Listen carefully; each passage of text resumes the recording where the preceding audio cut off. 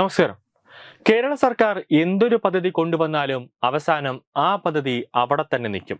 കുറച്ച് മാസമൊക്കെ വലിയൊരു കൊട്ടിഘോഷിക്കുന്ന രീതിയിൽ ഒരു ആഘോഷങ്ങളും വിളംബരങ്ങളും പ്രചാരണങ്ങളും ജാഥയൊക്കെ ആവുമെങ്കിലും ഒരു ഒരു ചൈനയുടെ പ്രോഡക്റ്റ് പോലെ ഒരു 4-5 മാസം കഴിയുമ്പോൾ ആ പദ്ധതി പിന്നെ ആരും തിരിഞ്ഞു നോക്കാതെ നശിച്ച് കാടും പിടിച്ച് കിടക്കുന്ന പദ്ധതിയായിട്ടാണ് മാറും. കാരണം നമുക്ക് തന്നെ അറിയാം, പാവങ്ങൾക്ക് വീട് വെച്ച് കൊടുക്കാനായിട്ട് കെ ലൈഫ് എന്നൊരു പദ്ധതി കൊണ്ടുവന്നു. അപ്പോഴൊക്കെ അതൊക്കെ ഇപ്പോൾ ആരും തന്നെ തിരിഞ്ഞു നോക്കാതെ തകർന്ന് തരിപ്പണമായി കിടക്കുന്ന ആ പദ്ധതി ഉപേക്ഷിക്കുന്ന ഒരു വക്കീലിലേക്ക് കാര്യങ്ങളെത്തി.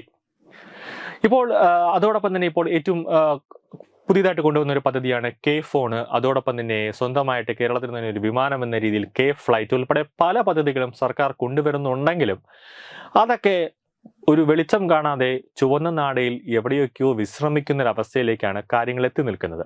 ഇപ്പോൾ കഴിഞ്ഞ വർഷം തന്നെ വലിയ രീതിയിൽ ചാനലുകളിലും അതോടൊപ്പം തന്നെ പത്രങ്ങളിലും അടക്കം മാധ്യമ പത്രങ്ങളിലടക്കം പരസ്യം നൽകിക്കൊണ്ട് ഒരു പദ്ധതിയായിരുന്നു നമ്മുടെ കെ ചിപ്പ് എന്ന് പറഞ്ഞിട്ട്. കാരണം സോഷ്യൽ മീഡിയയിലടക്കം വലിയൊരു ഒരു പദ്ധതിയായിരുന്നു കെ ചിപ്പ് എന്ന് പറഞ്ഞിട്ട് കൊട്ടി ആഘോഷിച്ചു കൊണ്ടൊരു പദ്ധതിയായിരുന്നു.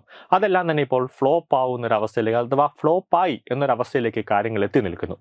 ഇപ്പോൾ സംഭവിക്കുന്നതും അത് തന്നെയാണ്. നിലവിൽ കേരളം സ്വന്തമായി വികസിപ്പിച്ച കൈരളി ചിപ്പും വലിയ വിവാദത്തിൽ ആയിരിക്കുകയാണ്. കാരണം ആ ചിപ്പിനിട്ടൊരു പേരാണ് കൈരളി എന്ന് പറയുന്നത്. ഇന്ത്യയിൽ തന്നെ നിർമ്മിച്ച സ്വദേശി ചിപ്പ് എന്ന വിശേഷണത്തോടെ ഡിജിറ്റൽ സർവകലാശാലയാണ് കൈരളി എന്ന പേരിൽ 2 ശ്രേണിയിലുള്ള പ്രൊസസ്സറുകൾ നിർമ്മിച്ചത്. രാജ്യത്ത് ഒരു സർവകലാശാലയിൽ നിന്ന് ആദ്യമായാണ് ഇത്തരമൊരു നേട്ടം എന്നായിരുന്നു അവകാശവാദം. എന്നാൽ ചിപ്പ് വികസിപ്പിക്കാൻ സാങ്കേതിക വിദ്യ ഇല്ലാത്ത യൂണിവേഴ്സിറ്റി കെ ചിപ്പ് നിർമ്മിച്ചത് സംബന്ധിച്ച് സമഗ്രമായ അന്വേഷണം ആവശ്യപ്പെട്ട് സേവ് യൂണിവേഴ്സിറ്റി ക്യാമ്പയിൻ കമ്മിറ്റി രംഗത്തിറങ്ങി. ഡിജിറ്റൽ സർവകലാശാലയിലെ അക്കാഡമിക് വിഭാഗം ഡീൻ ഡോക്ടർ അലക്സാണ്ടർ ജെയിംസിന്റെ നേതൃത്വത്തിലുള്ള സംഘമാണ് ഇതെല്ലാം തന്നെ തയ്യാറാക്കിയത്.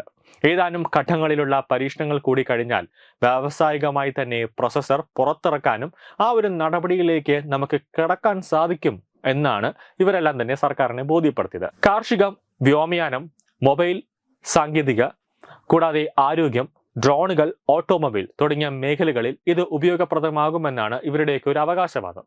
ഡ്രോണുകളിൽ ഉൾപ്പെടെ വിവിധ ആപ്ലിക്കേഷനുകളിൽ ഇത് ഉപയോഗിച്ച് പരീക്ഷിക്കുകയും ചെയ്തിട്ടുണ്ട്. പൂർണ്ണമായും വിവരച്ചോർച്ച തടയുന്ന തരത്തിലുള്ള സുരക്ഷാ സംവിധാനങ്ങളും പ്രൊസസ്സറിൽ ഉൾപ്പെടുത്തിയിട്ടുണ്ടെന്നാണ് വാദം.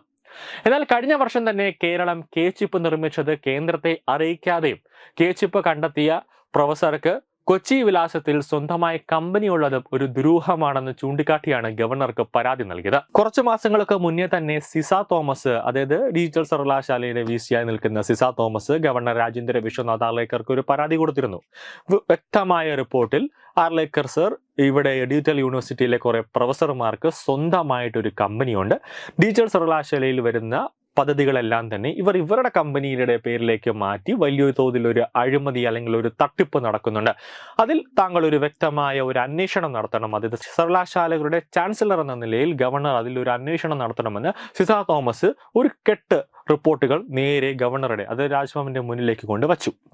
ആ റിപ്പോർട്ട് വായിച്ച് മനസ്സിലാക്കിയ രാജേന്ദ്ര വിശ്വനാഥ് ആർലേക്കറിന് ഒരു കാര്യം മനസ്സിലായി, ഇതിലെല്ലാം അഴിമതിയുണ്ട്, സംഭവം ഗൗരവമാണ്. കാരണം ഇതിന്റെ പ്രോ വൈസ് ചാൻസലർ എന്ന് പറയുന്നത് നമ്മുടെ മുഖ്യമന്ത്രി പിണറായി വിജയനാണ്. അതുകൊണ്ട് തന്നെ അതിപ്പം മുഖ്യമന്ത്രി പ്രോ വൈസ് ചാൻസലർ ആയതുകൊണ്ട് മാത്രമല്ല, ഗവർണർ ഇതെല്ലാം തന്നെ പഠിച്ചപ്പോൾ, കൂടാതെ നമ്മുടെ രാജ്ഭവനിൽ തന്നെ ലോയർ ഉണ്ട്, അവരുമായിട്ടൊന്ന് ഗവർണർ ഒന്ന് ആശയവിനിമയം നടത്തിയപ്പോൾ പറഞ്ഞു, ഇതിൽ മൊത്തത്തിൽ കംപ്ലീറ്റ് ഒരു ഉടായിപ്പുണ്ട്, കുറെ പ്രശ്നങ്ങൾ, കുറെ അഴിമതിയുണ്ട്.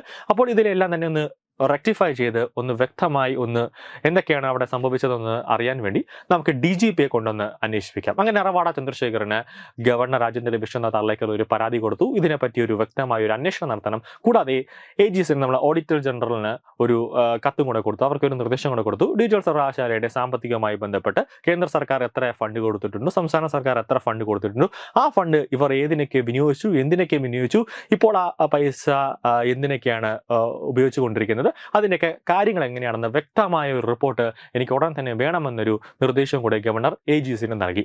അങ്ങനെയാണ് ഇപ്പോൾ മൊത്തത്തിൽ ഡിജിറ്റൽ സർവകലാശാലയിൽ ഒരു വലിയൊരു ബോംബ് അല്ലെങ്കിൽ വലിയൊരു പ്രശ്നം, ഇപ്പോൾ അഴിമതിയുടെ ഒരു കൊടുമുടി ഇപ്പോൾ പൊട്ടിത്തെറിക്കുന്ന ഒരു അവസ്ഥയിലേക്ക് കാര്യങ്ങൾ എത്തിയതോടുകൂടിയാണ് അതൊക്കെ ഒന്ന് സമവായം ചെയ്യാനായിട്ട് മുഖ്യമന്ത്രി ഇപ്പോൾ ഒതുക്കി തീർക്കാൻ വേണ്ടി ഇപ്പോൾ പിണറായി വിജയൻ ശ്രമിക്കുന്നത്. പക്ഷേ നടന്നിട്ടില്ല.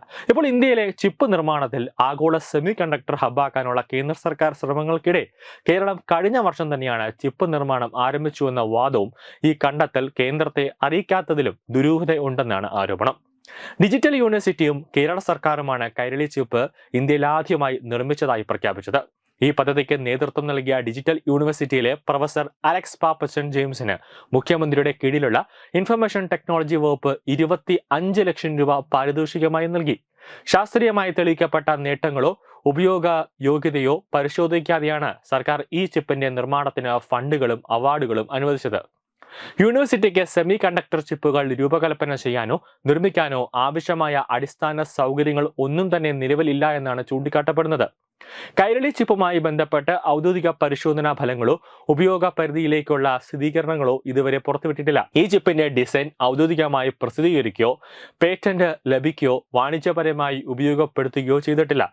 സാങ്കേതിക പരിമിതികളും തെളിവുകളുടെ അഭാവവും കണക്കിലെടുക്കുമ്പോൾ ഇതിന് ഇന്ത്യയിൽ തന്നെ നിർമ്മിച്ച സ്വദേശി ചിപ്പ് എന്ന വിശേഷണം നൽകാനാവില്ല എന്നാണ് ആരോപണം.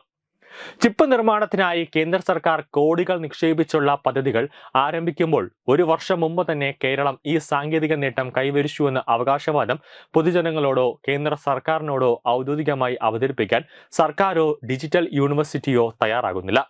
കേരളം കൈവരിച്ച ഈ നേട്ടം ദേശീയതലത്തിൽ പ്രഖ്യാപിക്കുന്നുമില്ല. അതോടെയാണ് കൈരളി ചിപ്പ് ഒരു വ്യാവസായിക ഉത്പന്നമല്ല എന്നും ഗൂഗിളിന്റെ പിന്തുണയോടെ പ്രവർത്തിക്കുന്ന ഒരു അന്താരാഷ്ട്ര പ്ലാറ്റ്ഫോമിലൂടെ രൂപകൽപ്പന ചെയ്ത് സമർപ്പിച്ച ഒരെണ്ണം മാത്രമാണെന്നും അറിയുന്നത്.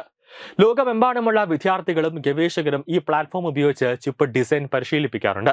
അതേസമയം തദ്ദേശീയമായി വികസിപ്പിച്ചതാണ് കൈരളി പ്രോസസർ എന്നും ഇന്ത്യയിൽ ഇത് നിർമ്മിക്കാനുള്ള സൗകര്യമില്ലാത്തതിനാൽ അമേരിക്കയിൽ നിന്നാണ് ഇത് ഉൽപ്പന്നമായി എത്തിക്കുന്നതെന്നും ഒരു വാദവും ഉയരുന്നുണ്ട്.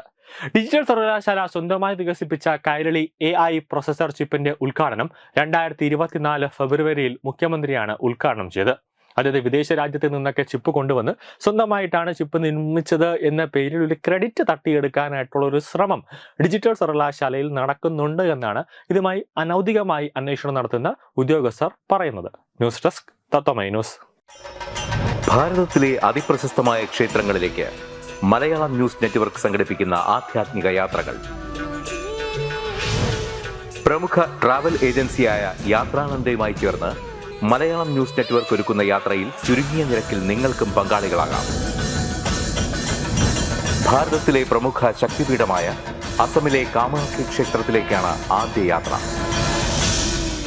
കാമരൂപമെന്ന് കാളിദാസനും പ്രാഗ്ജ്യോതിഷപുരമെന്ന് വ്യാസനും വിളിച്ച അതിമനോഹരമായ സംസ്ഥാനമാണ് അസം. സമമായി മറ്റൊന്നില്ല എന്നാണ് അസമിന്റെ അർത്ഥം. ബ്രഹ്മപുത്ര നദിയും ഹിമാലയവും ദൃശ്യചാരുത കൊണ്ട് അനുഗ്രഹിച്ച അസമിലെ കാമാഖ്യ ഇന്ത്യയിലെ തന്നെ ഏറ്റവും പ്രധാനപ്പെട്ട കാളി ക്ഷേത്രങ്ങളിലൊന്നാണ്.